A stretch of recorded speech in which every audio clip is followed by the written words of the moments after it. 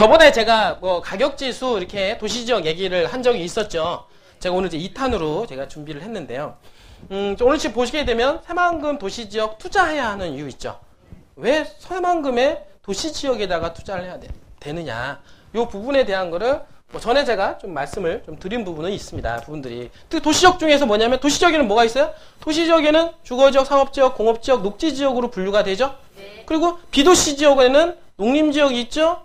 그 다음에 관리지역 있죠. 자연환경보전지역 있죠. 그러니까 용도적으로 이 세 가지 용도는 뭐라 합니까? 비도시지역이라고 하고 그 다음에 도시지역이 있다라고 말씀을 드렸죠. 도시지역과 상반되는 게 비도시지역 아닙니까? 그래서 비도시지역은 또 농촌지역이라고도 합니다. 비도시니까 농촌 아니에요.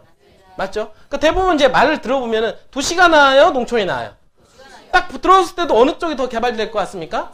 도시가 나을 것 같죠. 그러니까 도시지역에 투자하는 겁니다. 근데 그 도시지역에는 뭐가 있냐? 주거지역하고 상업지역하고 공업지역처럼 용도가 뚜렷하게 찍혀져 있는 놈이 있고 그 다음에 그냥 녹지라는 게 있어요. 부분들이. 그 녹지라고 하는 것은 향후에 도시지역, 주거지, 상업지역, 공업지역이 되기 위해서 어떻습니까? 기다리고 있는 놈들이죠. 이제 그 중에서 우리가 자연녹지가 1순위라고 하고, 그 다음에 생산녹지가 2순위, 그 다음에 보존녹지가 3순위라고 합니다. 그죠? 그래서 이제 보존녹지까지 가려면은 거의 한 100년 정도 걸려야 되죠. 그러니까 보존녹지에다가 웬만하면 투자 안 하는 게 낫다. 그쵸? 그 다음 투자 1순위, 그냥 자연녹지 같은 경우는 그러니까 녹지 중에서는 1순위이기 때문에 도시지역이 주거지 상업지역이 팽창이 됨으로 해서 어떻습니까? 한번 대기해 볼 수 있는 게 또 자연녹지 아니겠어요? 그러니까 자연녹지 또한 마찬가지 도시지역 중에서는 투자할 만한 메리트는 있다라고 말씀을 제가 드렸는데 근데 그 중에서 지금처럼 새만금 같은 경우는 먼저 뛰는 놈이 있다. 이거예요. 도시지역 중에서 어떤 놈이 먼저 뛴다고 그랬어요? 주거지역하고 상업지역이 먼저 뛴다고 얘기했죠. 왜냐하면 여러분들 자 도시지역으로 찍을 때는 뭐냐면 이미 도시지역이라고 하는 것은 이미 이런 건축행위가 이루어져 있는 지역의 도시지역이 있고 맞죠? 현재 전답으로 쓰고 있거나 임야로 쓰고 있지만 앞으로 이런 도시를 만들 수 있는 지역에다가 도시지역을 찍어놓기도 한다는 거예요. 알겠어요? 근데 우린 투자라는 개념은 뭡니까? 투자라고 하는 개념에서는 앞으로 건축 붐이 일어나서 이런 도시적인 형태가 띄어질 수 있는 그런 지역에다가 투자를 해야 되는 게 맞죠? 그게 미래 가치 아니에요? 그러니까 도시적 주거지 상업지역이 있는데 주거지 상업지역 현재는 전답으로 쓰고 있지만 향후에 전답이 아니라 나중에 주택가가 형성이 되고 아파트가 들어오고 상권이 들어갈 수 있는 그런 주거지 상업지역에다가 투자를 해야 되는 게 맞지 않겠냐 이거예요. 맞죠? 그런 데다가 투자해야 나중에 지금 현재 전답을 샀다가 전답 주거지 샀다가 나중에 어떻습니까? 아파트가 만들어지고 상권이 형성이 되는 상업지역이 되면서 어떻습니까? 나는 엄청난 시세 차익을 보고 나올 수가 있다라고 하는 겁니다. 그 부분들인데 그런 지역을 대부분 이제 보게 되면 가격 변동률이 있는데 사실은 도시적이라고 해서 다 돈 되는 거 아니에요. 알겠지만은 이 도시가 계획이 있어야 돼요. 예를 들어서 지금은 새만금이라고 하는 지역은 도시지역들이 어떻습니까? 개발에 대한 압력이 커지잖아요. 그런데 새만금이 아닌 다른 지역에는 도시지역 같은 게 예를 들어서 괴산이라고 합시다. 괴산에 있는 도시지역이 있는데 거기에 어떻습니까? 주거지 상업지역이 있어요. 주거 상업지역이 있는데 주거 상업지역이 어떻습니까? 그게 가격 변동이 있을까요? 없어요. 왜냐하면 괴산에 호재가 없잖아요. 지금 당장. 그러니까 지금 전답으로 쓰여져 있는 도시지역에는 주거지 상업지역은 그대로 10년 후에도 있을 확률이 없단 말이에요. 그러니까 가격 변동이 크게 없죠. 그런데 새만금 같은 경우는 어떻습니까? 현재 주거지역 상업지역 있죠? 있지만은 전답으로 쓰여져 있지만 어떻게 돼요? 나중에 개발 압력이 커지니까 나중에 10년, 20년이 됐을 때는 건축행위가 이루어질 확률이 높기 때문에 주거지역 상업지역들이 가격이 올라가요? 안 올라가요? 가격이 올라간다는 거예요. 그 부분들이. 그래서 이 도시지역이라 하더라도 다 돈 되는 것이 아니라 어떻습니까? 개발 호재가 있는 지역에 있는 그런 지역에는 어디에다가 투자해라? 도시지역 내에 주거지역과 상업지역에다가 투자를 하는 게 맞다라고 하는 겁니다. 왜 또 이유가 있냐면 물건에 대한 희소성이기 때문에 그래요. 모든 게 가격적인 원리는 뭡니까? 수요와 공급이죠. 수요와 공급에 따라서 어떨 때는 고등어가 비쌌다가 어떨 때는 갈치가 비쌌다가 하는 거예요. 맛이 틀립니까? 맛이 틀리죠. 틀린데 문제는 뭐냐면 원래는 대부분 갈치가 비싸다고 생각하잖아요. 근데 만약에 갈치는 풍년이고 고등어는 별로 없어요. 그러면 누가 더 가격이 올라가요? 고등어가 올라가는 게 바로 수급 원리 아닙니까? 그분들이. 맞죠? 제가 예전에 20대는 별로 인기 없었다가 40대 되니까 인기 많아지죠. 그것도 수급 원리예요. 그분들이. 그런 것처럼 수요자, 사고자 하는, 원하는 사람이 많아지면 가격이 올라가는 거고 그렇지 않으면 가격이 떨어지는 겁니다. 알겠어요? 그러니까 여러분도 생각해 보세요. 여러분들이 나는 지금 인기 없어. 근데 열심히 일을 해가지고 돈을 많이 벌었어요. 여러분들 그렇지 않아요? 돈을 많이 벌면은 인기가 있어질까 없어질까요? 있어지죠. 수요가 많아지는 거예요. 분들이. 왜냐면 저 사람이 돈이 많으니까 뭔가 기댈 게 많잖아요. 저 사람하고 친해지면 뭐예요? 뭔가 떨어질 것 같다 라고 하니까 수요자가 생기는 거죠. 저 사람하고 좀 사귀고 싶다. 그러니까 몸값이 높아져 안 높아져요? 높아지는 거죠. 옛날에는 안 그랬었는데. 그러니까 이게 어떻습니까? 희소해지는 거예요. 그러니까 가치가 좋아진다는 거죠. 한마디로 말해서. 땅도 마찬가지입니다. 옛날에는 주거지역과 상업지역이 그냥 전답으로 쓰여져 있을 때는 전답으로 있는 주거 상업지역이 그냥 별품이 없었죠. 없었는데 자꾸 개발 압력이 들어오다 보니까 뭐부터 개발되냐면 주거지 상업지역부터 개발된단 말이에요. 그러니까 주거지 상업지역이 개발되니까 주거지 상업지역에 대한 수요가 끊임없이 들어오니까 수요가 많아지죠. 그러니까 수요가 많아지니까 가격이 계속 올라가요? 올라간다는 거죠. 이분들이. 그러니까 새만금은 더욱이 개발 호재가 뜨다 보니까 공급량까지 줄어들죠. 공급량이 줄어들다 보니까 수요는 더 많아지죠. 그러니까 수요하고 공급이 괴리가 점점점 커지죠. 그러니까 수요는 많아지고 공급이 줄어드니까 가격이 폭등이 벌어지는 거죠. 가격이 폭등이 벌어질 때는 그런 원리예요. 그러니까 파는 거는 없고 살려고 하는 사람이 많아지면 가격이 폭등 현상이 일어나는데 그 부분들이 그래서 어떻습니까? 호재도 적당하게 있고 악재도 적당하게 있으면 거래가 완만하게 이루어지죠. 가격도 많이 안 올라가죠. 근데 이 악재보다는 호재가 훨씬 더 많으면 많을수록 가격은 어떻게 됩니까? 폭등을 하게 된다라고 하는 겁니다. 그분들이. 이제 그런 것들이 제주도의 땅값을 가격을 엄청나게 올렸죠? 마찬가지로 지금 새만금 또한 마찬가지로 제주도의 가격 상승 효과처럼 현재 달려가고 있다라고 하는 겁니다. 왜 그러냐면 그만큼 악재보다는 뭐가 더 많기 때문에? 호재가 많기 때문에 그래요. 호재가 많기 때문에. 그 호재는 결국엔 수요를 자극을 시키고 그 수요로 인해서 가격을 폭등을 시키고 있다라고 생각을 하는 겁니다. 결국에는 다 투자라고 하는 게 어떤 분들은 막 이러신 분이 있어요. 그래도 수도권에다가 투자해야죠. 이러신 분이 있어요. 맞죠? 그럼 왜 제주도 땅값이 많이 올라갔어요? 그러니까 사람들이 생각하는 건 그런 거야. 중요한 거는 돈 되는 지역에 투자하는 게 중요한 거지. 안 그래요? 돈 되는 지역에 투자를 해야 되는 게 중요한 거 아니냐고요. 그러면 수도권에다가만 투자해야 된다는 논리는 그러면 제주도는 안 본다는 얘기잖아요. 맞잖아요. 근데 돈 된 거는 제주도란 말이에요. 또 생각해보면은 그러니까 시야를 확장을 시켜줄 필요가 있다는 얘기예요. 많은 사람들이 그냥 주변에 가까운 지역만 바라보는 경향이 있다는 거죠. 근데 중요한 거는 재테크라고 하는 것은 돈 되는 지역에다가 투자를 해야 되는데 그 돈 되는 지역, 현재 시점에서 돈 되는 지역에다 투자해야 되는 거 아니에요. 그러면 돈 되는 시점이 어디냐? 수요량이 많은 지역에다가 투자를 해라. 그럼 수요량은 뭐가 자극시킵니까? 개발 호재가 자극시킨단 말이에요. 맞죠? 그래서 제가 이 새만금을 데이터를 내봤어요. 어떤 데이터를 내봤냐면 잘 보세요. 제가 예전부터 옛날에 했던 말씀 부분인데 2008년도 있죠? 2008년도 기준으로 해서 2017년도면은 거의 한 10년 지났습니다. 맞죠? 10년 정도 제가 데이터를 제가 내보니까 지금 이거는 이제 밑에 거는 이제 비도시 지역이에요. 그 다음에 위에는 도시 지역이고. 알겠죠? 안 보이세요? 그 밑에 보니까 비도시 지역은 가격 상승 효과가 있어요, 없어요? 그러니까 10년 전이나 지금이나 농사 짓는 땅은 5만 원이에요. 5만 원, 5만 5천 원, 6만 원 거기서 왔다 갔다. 맞죠? 그러니까 우리 잘 생각해 보세요. 평택에 어떤 분들은 막 평택 투자라고 막 하잖아요. 평택 투자를 해봤더니 내용을 뜯어보니까 농림지역이에요. 농림지역. 그러니까 농림지역에다가 투자하는데 과연 그 농림지역이 향후에 땅값이 많이 올라갈까요? 그건 아니라는 거예요. 그냥 개발 호재와 어떻습니까? 이슈로 판단 말이에요. 그게 아니라 중요한 거는 왜냐면 그런데 도시지역에 있는 땅은 비싸니까 비싼 땅은 취급을 못하는 거 원래는. 근데 못하다 보니까 싼 땅을 잡으려고 하니까 그 다음에 싼 땅을 갖다가 호재를 덮어가지고 파니까 평택이죠. 그런데 그 땅들이 나중에 하자 걸릴 확률이 높다라는 거예요. 다. 왜냐하면 가격 상승폭이 거의 없다는 거죠. 평택 또한 마찬가지로 이 새만금만큼이나 호재가 많죠. 많지만은 이렇게 새만금 또한 마찬가지로 호재가 많았지만은 가격 상승폭이 있었습니까? 여기도 없었다는 거예요. 비도시 조건은. 중요한 거는 근데 도시 조건은 어떻게 돼요? 올라가 안 올라가요? 계속 가격이 올라가는 효과를 봤죠? 보고 있죠? 맞죠? 근데 약간의 변동폭은 있지만 추세로서는 계속 올라가는 상승 추세에 있다라고 하는 거죠. 이 부분들을. 이제 보니까 어떻게 되냐면 여기 지금 여기 보니까 현재 2010년도 있죠? 2010년도에 11년도 이때 무슨 일이 있었냐면 새만금의 마스터 플랜이 완성이 됩니다. 새만금이. 어떻게 되냐면 예전에는 이 새만금을 갖다가 다 어떻습니까? 농업용도로 거의 7, 80%를 농업용도로 쓰려고 했었어요.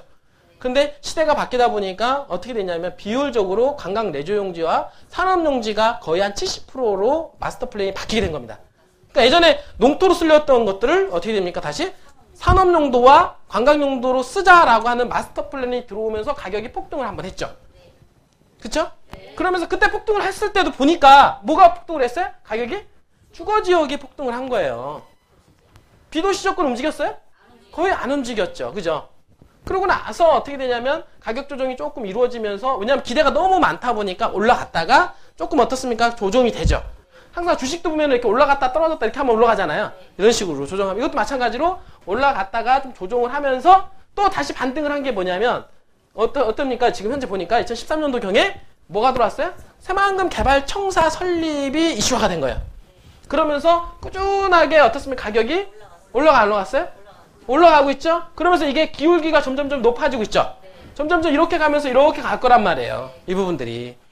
그러죠? 그리고 나서 어떻습니까? 지금 17년도에 문재인 대통령이 당선이 됐죠? 맞죠? 제가 보는 거는 이렇게 해서 이 코스가 이렇게 갈 확률이 높아요. 이렇게. 그러면서 이어지는 게 어떻습니까? 새만금 개발공사 있죠? 설립과 함께 이 기울기는 점점점 높아질 것이다. 라고 하는 겁니다. 그러면 좀 더 비도시 지역과 도시 지역 간의 이 괴리율은 점점점 더 높아지겠죠. 특히 주거지역하고 상업지역 같은 것들은 땅값이 거의 폭등 수준으로 올라갈 가능성이 높다라고 하는 겁니다. 이런 포인트를 잡아서 투자를 해야 된다는 거예요. 이분들이. 왜 지금 새만금에 투자해야 되는가? 맞죠? 그럼 새만금에서 왜 어디에다가 주거지 상업지역 투자를 왜 해야 되는가? 맞죠? 왜? 저희가 말하는 게 아니라 이거 통계치를 낸 거예요. 저희가 다. 2008년도부터 10년, 지금 현재 18년도까지 저희 총무과에서 제가 이 통계치를 한번 내봐라. 거래된 주거지역과 비도시권에 있는 땅을 우리가 거래를 다 조정을 해서 맞춰봐라 라고 했더니 상승폭을 보니까 이렇게 데이터가 나오더라는 얘기예요. 그러니까 데이터를 통해서 보더라도 새만금은 가격이 올라가고 있다, 안 올라가고 있다? 올라가고 있다라고 하는 게 확실히 느껴지죠? 네. 자, 이것도 보니까 가격과 거래량은 어떻습니까? 물론 비례하는 부분들이 있어요. 부분들이. 상승 추세. 지금 현재 상승 추세 가격도 올라가고 어떻습니까? 거래량도 같이 올라갔죠? 이게 바로 정배열이라고 합니다. 정배열 상태에서 거래량도 따라주면서 가격도 올라가고 있는 추세 가장 이상적인 거죠. 응? 현재 지금 추세에 있어서 물론 중간에 약간 왔다 갔다 하지만 결국에는 전체적으로 보게 되면 가격과 지금 현재 거래량이 많아지면서 가격을 끌어올리는 그런 아주 이상적인 형태로 지금 현재 새만금이 가고 있다라고 보시면 되는 겁니다. 알겠죠? 근데 이 상태에서 제가 보기에는 어떻습니까? 아까도 얘기했지만 여기가 새만금 문재인 대통령 이쪽이 문재인 대통령 있잖아요. 문재인 대통령이 당선이 되는 시점이었고 그 다음에 계속해서 새만금 개발공사 좀 이렇게 계속해서 나갈 확률이 높아요. 그러니까 여기서 기울기가 이게 지금 이제 평균선인데 평균선이 이러고 가다가 이렇게 올라갈 확률이 높다는 얘기예요. 이 부분들이. 근데 그러다가 어떻습니까? 이제 거래량이 줄어들면서 가격이 폭등하게 되는 현상까지 가르치죠. 이 상태 다음에 가는 게 뭐냐면 이 거래량이 완만하게 늘어나면서 가격을 끌어올리죠? 그 다음 순서가 뭐냐면 거래가 없는 거야. 왜냐면 땅을 살 수 있고 팔 수 있는 땅이 없어지는 거야. 그러니까 그 다음에 어떻게 되냐면 거래량이 없어지면서 가격은 폭등이 이루어지는 겁니다. 그 단계가 언제로 보냐면 제가 새만금 개발공사 설립이다. 새만금 개발공사 설립 이후에는 거래량도 없으면서 가격은 폭등으로 가는 주거지 상업지역들. 왜냐하면 주거지 상업지역에 매물이 없으니까. 그러니까 가격은 어떻습니까? 하루만 다고 나면 점핑하는 그런 현상이 벌어질 것이다 라고 하는 거죠. 알겠죠? 그래서 제가 보니까 자 용도별로 제가 상승 효과를 보게 됐는데 자 보니까 여기 상업지역 있죠? 상업지역은 2.57배 그러니까 10년 동안 그러니까 평균적으로 2.57배가 올랐다는 얘기예요. 알겠어요? 그 다음에 2종 일반 주거지역 2.47배 그 다음 1종 일반 주거지역 2.23배 그죠? 자 10년 동안 2.23배에 평균적으로 올라갔다. 이분들. 자, 사실 여러분들 잘 생각해보세요. 자, 2.23 별로 아니네. 이렇게 생각할 수 있는데 자 여러분들 생각해보세요. 자 은행금리가 3%인데 3% 10년이면 얼마예요? 30%죠? 30% 40%죠? 그죠? 그거에 비하면 30-40%에 비하면은 이거 같은 경우 상업지역은 5배가 더 올라간 거예요. 맞잖아요. 그리고 중요한 거는 뭐냐면 이거는 평균이라는 거예요. 알겠어요? 이 평균이 이렇게 올라갔다는 거지 어떤 놈은 5배, 10배 올라간 놈도 있고 어떤 놈은 어떻습니까? 땅이 넓어서 가격 변동이 별로 없는 땅도 있고 맞죠? 그러니까 이 평균이 올라갔다라고 하는 것은 2.57배의 상승률이라고 하면 가격이 엄청나게 올라갔다. 평균적으로. 왜 그러냐면 평균적으로 대주도가 1년에 14%씩 올라갔어요. 알겠어요? 그러면 14% 어떻습니까? 쭉 올리면 어떻습니까? 10년 동안 계산하면 140이 아니죠? 복리로 계산한다 그러면 그럼 어떻습니까? 25 좀 나오겠죠? 250% 정도. 그게 상업지도 똑같은 거예요. 제주도하고 같은 상승 효과가 있었던 게 요거랑 거의 비슷하단 말이에요.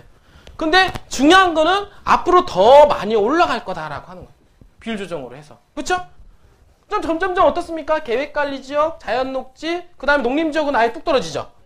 제가 표시도 안 했지만 농림지역은 기타 별로 안 올라간 거예요. 그러니까 계획관리지역과 자연녹지 같은 경우는 어떻습니까? 계획관리지역도 비도시 조건에서는 거의 도시적화로 보는 거잖아요. 왜냐면 건폐 용적이 높으니까. 그러니까 계획관리지역하고 자연녹지 지역도 당연히 상승 추세에 타 올랐죠. 이 부분들이. 주거지역, 상업지역보다 못하지만 그래도 요놈도 가격적인 부분들이 올라갔다. 이 부분들이. 근데 농림지역은 아니다라고 하는 거죠. 농림지역, 자연환경보전지역. 이것처럼 제가 이제 말로 하는 게 아니라 데이터로. 제가 데이터 평균을 낸 거예요. 그거 갖다가 보니까 시적으로 야, 이런 개발 호재가 있는 지역들은 그래. 주거지역들 일반적으로 2종 일반 주거지역 투자하면 돈이 된다라고 하는 데이터가 여실히 난다. 맞죠? 그래서 상업적은 아무리 하고 싶어도 근데 상업적은 물건이 없으니까 못하는 거예요. 상업적은 매물이 없다 보니까 하고 싶어도. 그러니까 그 차선책으로 만약에 한다라고 하면 2종 일반 주거지역을 1종 일반 주거 투자한다라고 하면 이런 개발 호재가 있는 지역들은 묻어두면 돈이 크게 될 거라는 거 하고 그 다음에 지금부터 새만금 개발공사 설립과 함께 향후 3년, 5년 동안은 가장 가파른 상승세가 들어갈 수 있는 확률이 높다. 왜냐면 아까 제가 이 전에 봤지만 추세선 있잖아요.